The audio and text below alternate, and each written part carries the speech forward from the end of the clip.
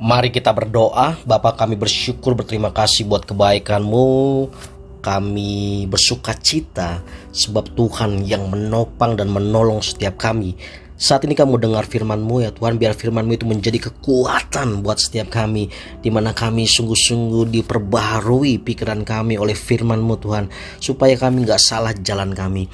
Tuhan, firman-Mu itu pelita bagi kaki kami dan terang bagi jalan kami, sehingga kami boleh berjalan sesuai dengan apa yang Tuhan mau dalam kehidupan kami, sampai kami ke tempat tujuan yang Tuhan tuju bagi setiap kami. Terima kasih Tuhan, berikan kami roh pengertian supaya kami boleh mengerti kebenaran firman-Mu dan kami berjalan di dalam kemenangan demi kemenangan bersama dengan Tuhan. Terima kasih Bapa, kami sudah berdoa dan mengucap syukur. Haleluya, amin, haleluya.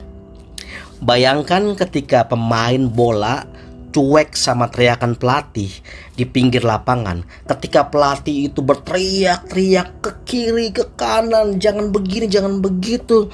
Tapi seorang pemain ini malah cuek. Dia membawa bola seenaknya. Dia cuek kayak tuh, gak dengerin pelatihnya.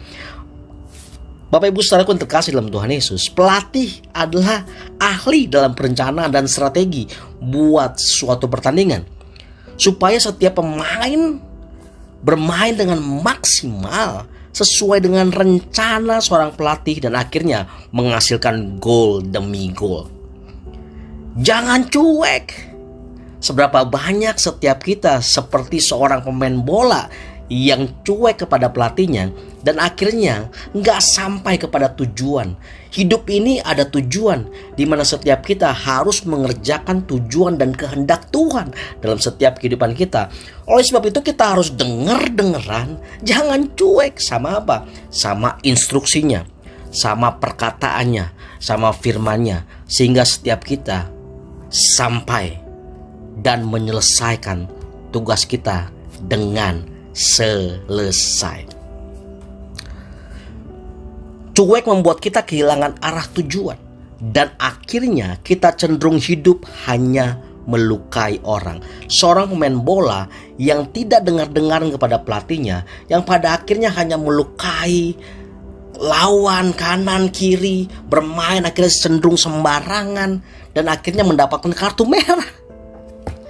Jangan sampai hidup kita ini mendapatkan kartu merah dari Tuhan. Karena sesungguhnya hidup ini kita harus fokus kepada yang namanya tujuan dan kehendak Tuhan. Jangan cuek. Hidup kita hanya akhirnya ngomongin orang, ngurusin masalah orang, merasa benar sendiri. Karena apa? Karena cuek. Kita dengerin firman Tuhan, bukan kita dengerin, tapi kita pakai firman Tuhan untuk kita menghakimi orang lain. Seberapa banyak setiap kita yang seperti itu? Kalau saudara dengar firman Tuhan ini, bertobatlah. Jangan cuek. Ketika saudara dengar firman Tuhan baik-baik, saudara mempelajari firman Tuhan, saudara mendengarkan firman Tuhan dengan baik-baik, maka firman Tuhan itu akan bertumbuh dan berbuah dalam kehidupan saudara dan saya. Cuek adalah sifat mengabaikan atau masa bodoh. Kenapa orang cuek? Karena banyak kita tidak suka diperintah, maunya memerintah. Ya apa ya? Maunya setiap kita kan memerintah kan. Tapi kalau diperintah orang enak aja, kok dia perintah-perintah saya. Come on. Makanya firman Tuhan jelas ya buat setiap kita. Belajar kepadaku, belajar dari Tuhan Yesus. Karena Tuhan Yesus itu lemah lembut dan rendah hati. Setiap kita tuh maunya memerintah, tapi tidak mau diperintah. Ketika dikasih instruksi, ketika dikasih perintah, malah marah. Aku mau begini, aku bisa begini, aku mampu kok. Kita merasa oke, merasa bisa, sok tahu. Bener kan? Setiap kita sok tahu. Padahal sesungguhnya siapa pelatih kita? Ya Tuhan. Dengerin pelatih, karena pelatih tahu supaya setiap pemain itu bisa menghasilkan gol atau sampai kepada tujuan yang Tuhan mau dalam setiap kehidupan. Jangan cuek dong sama hal-hal rohani. Setiap kita merasa cuek. Di gereja ada persembahan, kita cuek. Diumumkan persembahannya ada di belakang atau ada di depan, tapi setiap kita pulang kita cuek aja tuh, nggak memberi persembahan. Bukan berarti nggak memberi persembahan itu di gereja itu jadi kita berdosa, bersalah. Oh enggak. Tapi jangan cuek dong dengan hal-hal seperti itu. Ayo dong belajar, datang ke gereja, bawa persembahan yang terbaik buat Tuhan. Bukan hanya persembahan juga, tapi hidup kita persembahkan buat Tuhan dengan segenap hati kita. Di gereja diumumkan ibadah mulai jam 11, kita datang jam setengah 12. Kita datang mungkin jam 12. Karena saking cueknya, kita udah ngerasa udahlah ibadah banyak kok ya, di YouTube juga ada, nanti kita bisa buka kok, banyak kok ibadah-ibadah YouTube yang online gitu. Tapi ketika kita onsite kita merasa waduh ya datang telat aja nggak apa-apalah. Ayo come on, jangan jadikan budaya cuek itu. Come on. Bapak Ibu Saudara yang terkasih dalam Tuhan Yesus, dengerin firman Tuhan sambil main game, sambil main HP, WA temennya, lihat Instagram. Ayo, seberapa banyak kita yang seperti itu. Lihat TikTok. Gimana kita mau sampai kepada goal yang pelatih mau buat setiap kita, supaya kita menghasilkan gol-gol dalam kehidupan ini, kalau kita memelihara rasa cuek itu begitu mendarah daging? Yuk, hari ini ketika kita mendengar firman Tuhan ini, jangan cuek dengan hal-hal rohani. Berubah, bertobat, jangan makin kebablasan. Zefanya pasal 2 ayat yang pertama bilang begini, bersemangatlah, berkumpullah hai bangsa yang acuh tak acuh. Acuh tak acuh bisa disebut di sini cuek terhadap apa? Perkara-perkara rohani.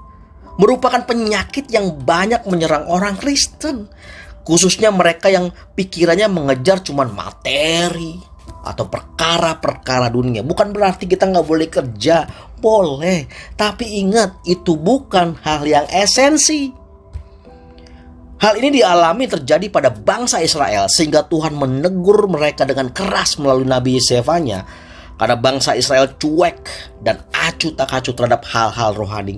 Mereka tidak lagi bergairah mencari Tuhan, atau perkara-perkara rohani mereka kesampingkan. Hal ini juga terjadi pada umat Tuhan saat ini. Setiap kita nih, lihat diri kita sendiri. Rasa khawatir akan kebutuhan hidup atau ekonomi seringkali membuat kita fokus kepada bagaimana mendapatkan uang. Waktu, pikiran, tenaga, dan lain sebagainya difokuskan bagaimana untuk mendapatkan uang atau materi. Kita taruh pikiran kita, fokus kita untuk kita mendapatkan yang namanya materi yang sementara itu. Ketika kita mengejar sesuatu yang sifatnya sementara, akhirnya kita mengabaikan hal-hal yang kekal. Wow. Jangan sampai hidup kita pada akhirnya gak sampai kepada goal-goal yang Tuhan mau dalam setiap kehidupan kita. Mereka yang hidupnya sudah terfokus dengan mengejar materi atau perkara-perkara rohani tidak lagi menjadi penting. Perkara rohani tidak menjadi hal yang penting lagi. Mereka menjadi cuek dan acuh tak acuh, tidak lagi bergairah tuh mencari Tuhan. Tidak punya semangat untuk bersekutu dengan Tuhan. Capek, udah kerja seharian, mau berdoa, gak mungkin. Baca Alkitab, berat. Capek, pengen tidur. Dan pada akhirnya ibadah hanya menjadi rutinitas atau kewajiban saja. Wow, sedih sekali. Pada akhirnya ibadah yang kita datangi itu hanya sebagai rutinitas, kewajiban. Bahkan ada orang-orang yang berpikir seperti ini. Saya titip perpuluhannya buat Tuhan, kasih ke temannya supaya kasih ke gereja. Waduh. Karena rasanya kita begitu sibuknya setiap kita, sehingga kita sudah cuek sama perkara-perkara rohani yang dimana sesungguhnya Tuhan mau buat setiap kita. Yuk sadar.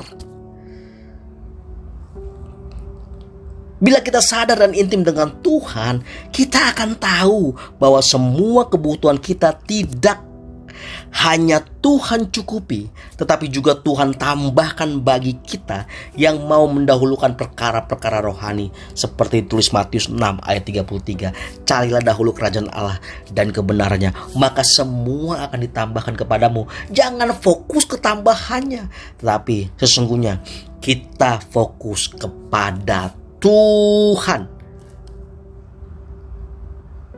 Hari ini putuskan setiap kita tidak cuek. Lawan kata cuek adalah pay attention.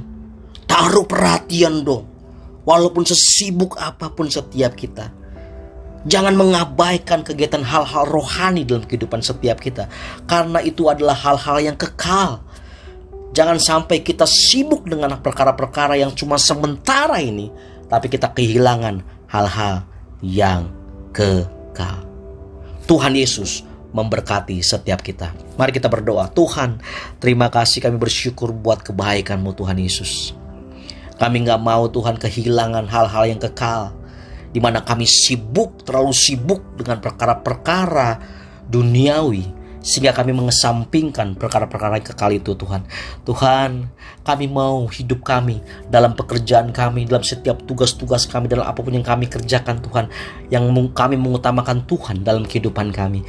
Terima kasih Tuhan Yesus. Sekali lagi Tuhan, mampukan setiap kami Roh Kudus. Berikan kami kekuatan untuk terus berjalan bersama dengan Tuhan, dan firman-Mu yang akan menerangi setiap kami. Di dalam nama Tuhan Yesus kami sudah berdoa dan mengucap syukur. Haleluya. Amin.